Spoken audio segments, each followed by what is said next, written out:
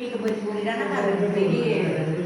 ग्राम सभा को दसना भी तो चाहिए कि इधर कोई ना कोई यहाँ वहाँ भी जरूरी तो ये क्या सुनना है क्या बोल गया नहीं तो ये तो पहले मालूम पीछे जो उसमें सबको बता रखा था ये आईआरडीपी का चुनाव है बोलना तो चाहिए कि क्या होगा वहाँ से जब टोल बजाना या पैसे देने क्योंकि ज़्यादा जो तो ये कट बोलना चाहिए कि क्या बात है कोई बंदे आगे से आए या हम सुन सकते सबकी बातें हम जाओ वहाँ वो दस बनाना इधर बोले हाँ बोल लो क्या गल कर भी कोई आने कोई कटने बंदे रखने कोई भी क्या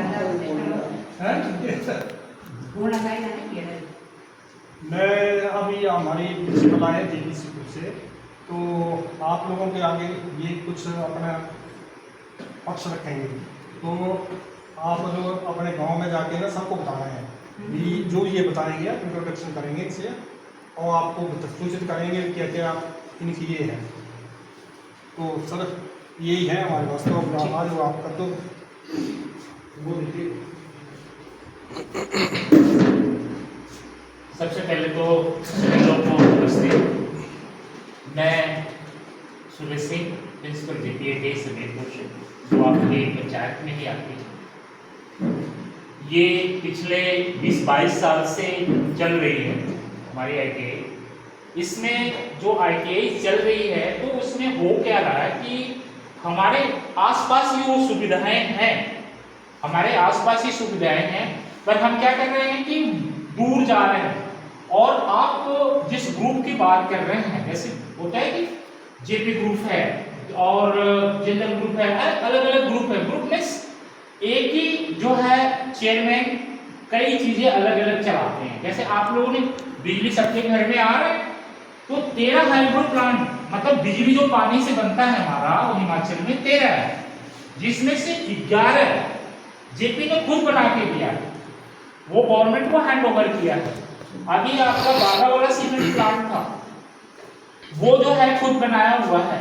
आपकी यूनिवर्सिटी हमारी बागनाघाट में बनी हुई है। तो यहाँ पे जो ITI है जो हमारी यहाँ पे चल रही है, CBSE स्कूल भी चल रहा है, तो ITI के एडमिशंस चले हुए थे। उसके रिगार्डिंग हम आए थे कि जैसे सबके घर में जो बच्चा अगर सच में नीट कर रहा है या जो है कि JEE मेन कर रहा है या कोई और हायर एजुकेशन में जा रहा है तो वो कोई दिक्कत नहीं। लेकिन कुछ ऐसे बच्चे होते हैं जो एवरेज में होते हैं, ना ही वो बेचारा हायर अथॉरिटी में एजुकेशन में जा सकता है, ना ही वो कुछ कर रहा है। तो ऐसे बच्चों के लिए हमने ये किया है कि बहुत कुछ सुविधाएं जोड़े हैं उसमें। कुछ सुविधाएं जैसे अगर वो मान लीजिए मैकेनिक मोटर व्हीकल है, मैकेनिक मोटर व्हीकल में अगर एडमिशन लेता है वो बच्चा तो उसको जैसे अलग से ड्राइवरी नहीं सीखने की जरूरत है, उसको हमारे यहाँ सब कुछ फ्री में कर दिया जाएगा। उसको ड्राइवरी लाइसेंस, उसको पूरा MMP के सारे कोर्स वो उसी कोर्स के फीस के अंदर ही वो कर लेगा, अलग से उसको कुछ करने की जरूरत नहीं होगी। दूसरा सबसे बड़ा जो प्लस पॉइंट हमारा होता है, जैसे अभी हमारे पास बड़े बड़े होटल्स हैं, हॉस्पिटल्स हैं, कारपोरेट हैं, इंफ्रास्ट्रक्चर है और थर्मल प्लांट हैं, बहुत सारे हैं। तो उसमें हम क्या करते हैं, बच्चों को हम खुद अपने यहाँ भी प्लेसमेंट कर देते हैं। अभी बच्चा अगर ITI पास आउट हुआ तो उसको हम पहले अच्छी कंपनियों से, जैसे मारुति सुजुकी है, आपके गोदरेज हैं, इन सबके साथ में हमने MOU कर रखा है, मतलब उनके साथ एग्रीमेंट कर रखा है। हमारा बच्चा अगर है तो वो आपको लेना पड़ेगा, ठीक है। तो अभी क्या हो क्या रहा है कि बच्चों जो है ना, माँ बाप वो दोनों कंफ्यूज हैं यार इनको कोर्स कहाँ से कराएं। और दूसरा एक सबसे बड़ा जो क्रेज हमारा है वो है फौज का। हर आदमी सोचता है यार 10वीं पास हो गया, 12वीं पास हो गया, उसके बाद वो कहाँ जाएगा, वो कहाँ जाएगा। तो अब उसके लिए सबसे बड़ी समस्या कहाँ खड़ी होती है, पैसे की। सबसे बड़ी, अगर कोई भी इंस्टीट्यूट क्या करेगा, भाई हमें 15,000 रुपया जमा करना है तब आपके बच्चे का एडमिशन होगा, वो बेचारा BPL परिवार से है, गरीब है, कहाँ से देगा। तो उसके लिए हमने क्या किया है, हमने कुछ ऐसे ट्रेनिंग डे डाल रखे हैं। मान लीजिए उसका खर्च आता है 2 साल का 60,000-65,000, तो उसमें हमने क्या कर रखा है उसको कि 1,000 रुपया स्कॉलरशिप गवर्नमेंट से मिलती है, जिसको कौशल विकास भत्ते के नाम से जानते हैं। वो स्कॉलरशिप उस बच्चे को हर महीने 1000 रुपया मिलेगा। दूसरा, अगर उसके घर का कोई जो है कि नरेगा लगाता है, नरेगा में 90 दिन अगर काम कंप्लीट किया है, तो वो क्या करता है 17,000 रुपया जो है कि वो अलग से गवर्नमेंट के थ्रू मिलेगा। वो पैसा गवर्नमेंट देगी, पर हम वेरीफाई करेंगे कि हाँ ये जो बच्चा पढ़ रहा है इसके माँ बाप इसमें काम करते हैं, वो वहां से एज ए सेक्रेटरी आपके खाते में मिल जाएगा। तीसरा, उसका सबसे बड़ा प्लस पॉइंट जो हमारा है, वो हम क्या करते हैं कि ट्रेनिंग के दौरान जो हमारी यूनिवर्सिटी है उनको हम क्या करते हैं कि डिजिटल के रूप में भेज देते हैं एज ए ट्रेनर। तो वो एडमिशन तो हमारे यहाँ लिया हुआ है, लेकिन वो कंपनी में एज ए ट्रेनिंग सीखता है और अटेंडेंस हमारे पास लगती रहती है। वो 10,000 12,000 रुपया पर मंथ इनकम करता है। जो उसकी फीस है, जो गार्जियन की सबसे बड़ी फीस कहाँ से भरे, वो फीस वहां से वो भर देता है। और उसकी प्लेसमेंट जो होती है 100%। तीसरा चौथा सबसे बड़ा प्लस पॉइंट क्या है?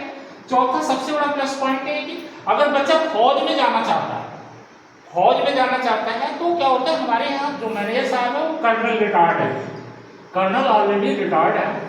तो उन्होंने क्या कर रखा है कि 2 कैप्टन आर्मी कैप्टन रखे हैं, जो कि 1 घंटा सुबह क्लास उसका अलग से लगेगा और 1 घंटा शाम को अलग से क्लास लगेगा। कैसे फौज में आपको भर्ती होना है, कैसे आपको रिटेन पास करना है, ये सारी चीजें फ्री में होंगी, इसका किसी तरह का कोई पैसा नहीं लगेगा।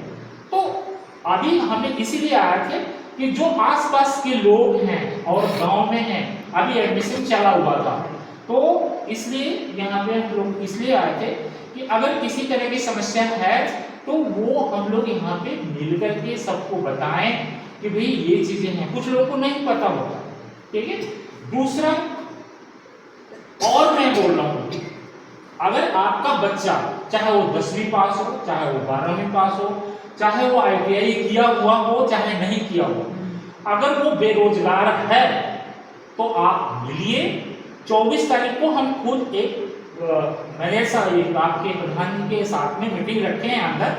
अगर वैसी कोई समस्या है कि सर मेरा पुत्रु है या मेरा भतीजा है या मेरा बेटा है, तो ये बेचारा घर पे बेरोजगार बैठा है, हम उसको भी उसके लायक, जिस तरह का वो बच्चा होगा उसके लायक हम उस तरह से इंडस्ट्री में बात करके उसको भी रोजगार दिलवा दें, ठीक है।